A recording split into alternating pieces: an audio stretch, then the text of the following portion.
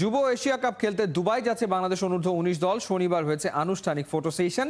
Junior টাইগারদের অনুপ্রাণিত করতে ফটো সেশনে অংশ নেন বিসিবি সভাপতি ফারুক আহমেদ। আরও উপস্থিত ছিলেন দেশের ওপেনার তামিম ইকবাল। যুবদের ক্যাপ্টেন নাজিজুল হাকিম তামিম আশাবাদী শিরোপা জয়ের ব্যাপারে। বিস্তারিত রায়ান আহমেদের রিপোর্টে। চ্যালেঞ্জটা বেশ বড়, জিতে নেয়া রাজ্য নিজের দখলে রাখা। যুব এশিয়া কাপে ২০২৩ সালে সংযুক্ত আরব আমিরাতকে হারিয়ে প্রথমবারের মতো শিরোপা ঘরে তুলেছিল অনূর্ধ্ব ১৯ দল।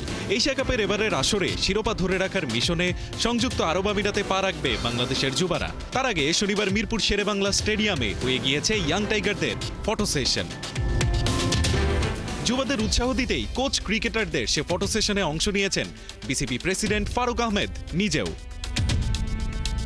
আরও দেখা মিলল দেশের ইতিহাসের সেরা ওপেনার তামিম ইকবাল খানের। নিজের অভিজ্ঞতার ঝুলি যেন খানিকটা খুলে দিলেন ইয়াং টাইগারদের জন্য। করতে চাইলেন অনুপ্রাণিত। সিল্কোর সিল্ক অ্যান্ড শাইন, যাতে আছে আর্গান অয়েল ও ওট প্রোটিনের গুডনেস, যা আপনার চুলকে রাখে হেলদি অ্যান্ড শাইনিং। আন্ডার 19 লেভেলে টেনিসের একটা ম্যাচ খেলতাম, কেন আমরা খেলাটাকে ভালোবাসতাম। যদিও যুবাদের ক্যাপ্টেন তামিমের কণ্ঠে মিলল আত্মবিশ্বাসের সুর। এখন প্রস্তুতি আল্লাহর রহমতে অনেক ভালো হয়েছে।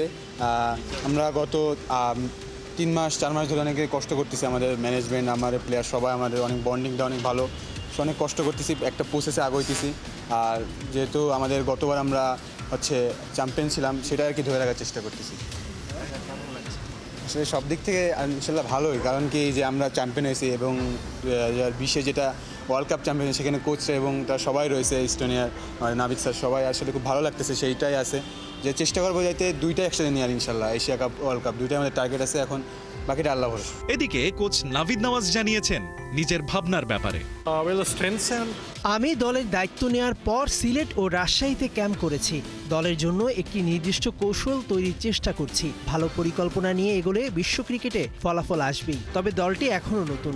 এশিয়া কাপের পর আরও কিছু সিরিজে আমরা নিজেদের শক্তি সামর্থ্যের পূর্ণ প্রতিচ্ছবি দেখতে পাবো। বিশ্বকাপ জেতার ভাবনা এখন মাথায় নেই, বরং আমি দলের ভিত শক্ত করতেই বেশি মনোযোগী। সেখান থেকেই ক্রিকেটাররা ধারাবাহিকভাবে ভালো করবে। ২৯ নভেম্বর থেকে শুরু হবে যুব এশিয়া কাপের গ্রুপ পর্বের খেলা। উদ্বোধনী দিনেই আফগানিস্তানের বিপক্ষে মাঠে নামবে বাংলার যুবারা। রায়ান আহমেদ, ৭১।